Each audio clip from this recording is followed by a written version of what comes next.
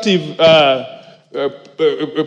enforcement powers under these commissions or the companies that are responsible. For example, to insist that their balance sheets, there must be an account in which some portion of money in what they make, whether profits or not, is dedicated to the cleaning up of these river courses because of that responsibility which the minister is talking about. The last one is, you see, Honorable Oluoch is on the upper course than me, so he gets polluted before I get polluted in that course as it goes down the road. But you see, there's a neglect of Nairobi River. And so even when you say about dumping, there must be consistent way of opening up that river course by dredging. And that is not very little money. Dredging the course to keep it open so that the substances as they pass through, including medical affluents, Mr. Speaker, there are a lot of things that Oluoch and I, we see in that river, coming from the myriads of clinics. There are more clinics than there are people. I don't know whom they are treating, but there is more clinics than there are people. And all that effluence is coming down the river. So dredging, and then people from a place that I have a lot of respect for, have this affinity of land. When they see land, their body changes. So what they do is that they dump sand. They dump quarry sand on the course of the river so that as much as it is getting constricted, TJ, Mr. Speaker, this is very important. The chair has given you an inordinately long leeway for you to make your case, but don't turn this into a very long speech. I'm most obliged. I'm most obliged. And you know, you and I are now the remaining ranking members in this house. So, Mr. Speaker, but the point is this, that these people are dumping quarry sand in packets so that the river creates some more land.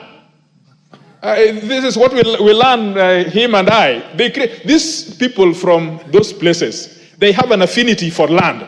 So Mr. Speaker, the CS must know how to dredge this river course and remove all those this dump material so that the river gets back to its course wide and sure, and as it goes down, the water becomes a little loose and more liquid, so that there is a velocity that it flows down the river. Thank you, Mr. Speaker. CS, one serious takeaway, yes, just to add on, yes, is that if I got him right, he's saying, what regulatory, is it going to be a new piece of legislation that's going to give you more teeth than you've had before for you to be able to perform all this raft of very ambitious things, or you can do it through like regulations? Is that right, Mr.? Oh, okay, fair enough. Thank you, Mr. Speaker. Mr. Speaker, and you are a ranking member. Maybe TJ follows you, and the Honorable Kamket has not had, because he's not very far from Honorable TJ, but the senior ranking member is the Speaker. Mr. Speaker, this House, and Honorable TJ, and you know, the laws are there. The problem in our country is enforcement. Fair enough. And I'm going to deal with enforcement. And the man in charge of enforcement, whether it is noise pollution, whether it's waste management, whether it is environmental degradation, Nairobi River, dam sites, if all of us, the leadership, we work together, I want to assure you that the people who have been given the mandate, why does NEMA has police officers and other agencies don't have? It's because how important environment is.